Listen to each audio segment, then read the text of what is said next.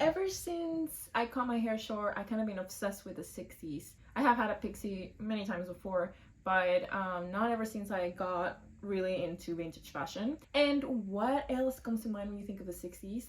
Mini dresses, mini skirts. You may have heard the name Mary Quant before. She was an iconic British fashion designer, and she's the reason we got mini dresses and mini skirts today and in the 60s. So I actually found a free pattern for a Mary Quant inspired mini dress from the V&A Museum. And like many patterns, it comes with several combinations of sleeves and necklines on how to make these dresses. And so I decided to make two dresses, one for summer, one for more like fall, winterish vibes, because I don't know, these dresses are so versatile that you can do basically anything. You can do long sleeves, short sleeves, you can do like a wool or flannel warm dress, even though it's short, or you can do much summery dress, you can do a Peter Pan color, you can do a zip-up color. There's so many things you can do.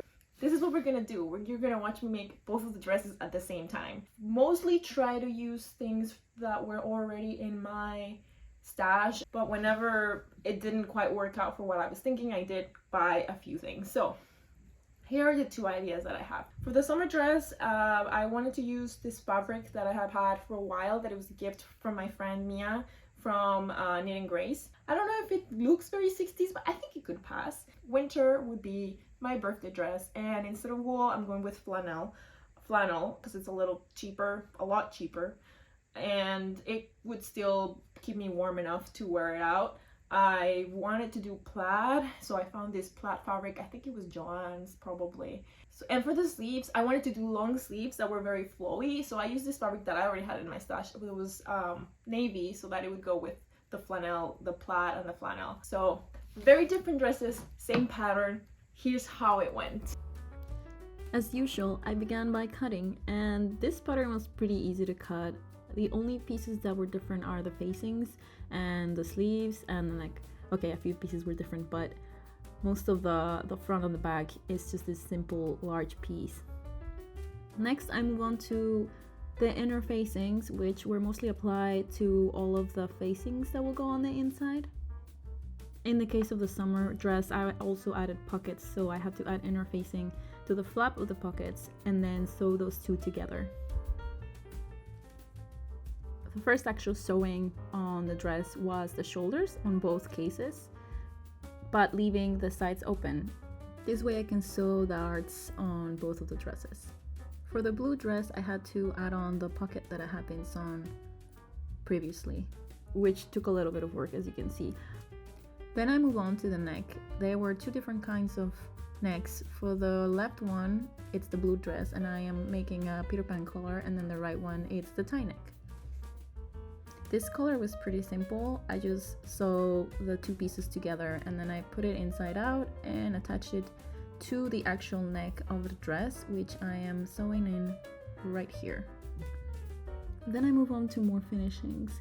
In this case, the finish of the dress was done with facings, which go on the inside of the dress. So these two facings are sewn together on the shoulder, just like the dress, and then attached to the dress all around the neck. In this case, I'm working on the red dress, and this one already has the tie the same way as the rounded collar all around the neck. Time to move on to the sleeves. The long sleeves were simply sewn together on the raw edges, and the short sleeves were finished off with a facing. Before adding the sleeves, I sew in the seams of the side body on both sides, which, as you remember, had been left open so far. And I didn't film the actual setting of the sleeves, but once they were set, all that was left was the cuff. At the end of the sleeve, I just used a running stitch to create that gather sleeve effect.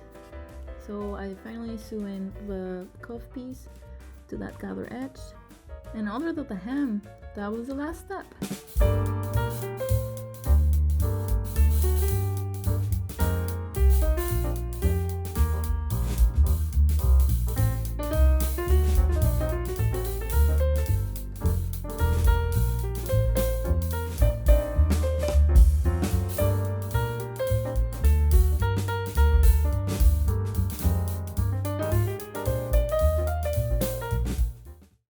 So as you see, very similar process and yet very, very different dresses. This is really the fastest I've ever made 2 dresses before, but I enjoyed it, and now I have 2 mini dresses and I kind of want to make more. I'm not done yet. I don't know what I will make yet, and I have a lot of other projects to do first, but I am excited to have done these. So what do you think? Which one's your favorite? Which one would you make? And if you were to make a mini dress, what would you make it look like? Anyway, I hope you enjoyed this video. If you want to make your own 60s mini dress, you can find the pattern for free and the link below. And I hope you enjoy your day. Happy sewing!